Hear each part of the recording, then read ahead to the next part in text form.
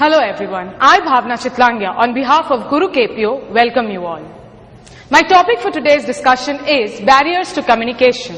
What is communication? Communication is the process of transferring knowledge, information or idea from one person to another or a group of people. Howsoever sound a communication system of an organization, unfortunately, communication barriers always exist. Let's discuss the barriers to communication today.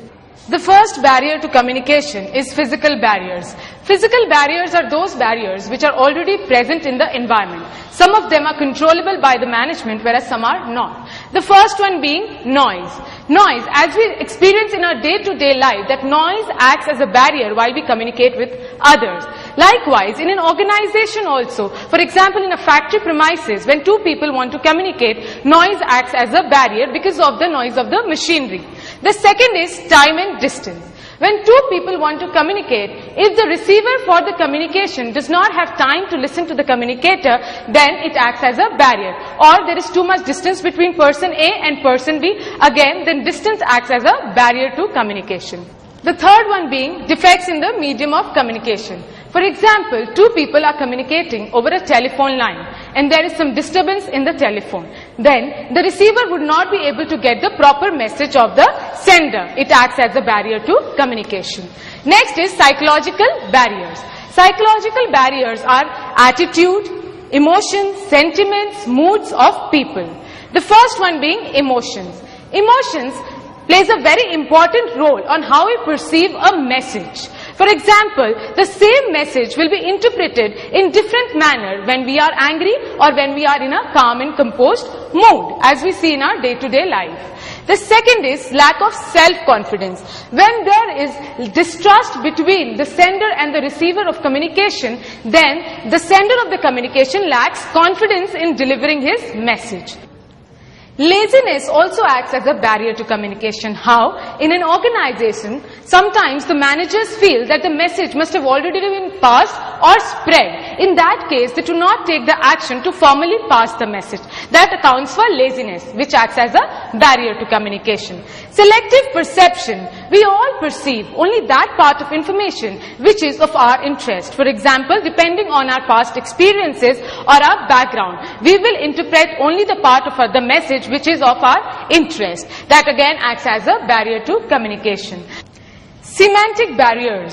Semantic barriers are also known as language barriers to communication. The first one being lack of common language. When two people communicating with each other do not know a single common language, then the message will not be passed properly or as intended by the sender of the message. For example, an English-speaking boss and a Telugu-speaking employee will not be able to communicate with each other unless they have a common language in between. Second is poor vocabulary. Poor vocabulary. For example, when we use sentences, we have to use certain words. If we fumble or cannot use the right words at the right time, then we will not be able to format a message and deliver it. Again, acts as a barrier to communication. The next is poor knowledge of grammar and punctuation. Only good vocabulary is not enough for communicating. We also need to use the vocabulary in the sentences with proper grammar and punctuation. If that is used, then there will be no barrier to communication when we are drafting a message. Personal barriers. Yet another barriers to communication. First one being personal attitude. When a person who is delivering the message is himself not comfortable with the message, then he will not be able to deliver it properly, and which will not be understood by the person who is receiving the message. That is personal attitude, which acts as a barrier to communication. The next one is lack of confidence in subordinates. In an organization, when the superior-subordinate relationship are not proper or the superiors do not have faith or trust in the subordinates, then the subordinates lack confidence in giving the message properly to the superiors. Again, it acts as a barrier to communication. The third one being message overload. When a person in an organization has several messages in his mind going on, then he is overloaded with messages. He will not be able to give proper communication to anyone with that overload. That again acts as a barrier to communication. Next is organizational barriers. The barriers which exist in the organization. The first one is wrong choice of medium.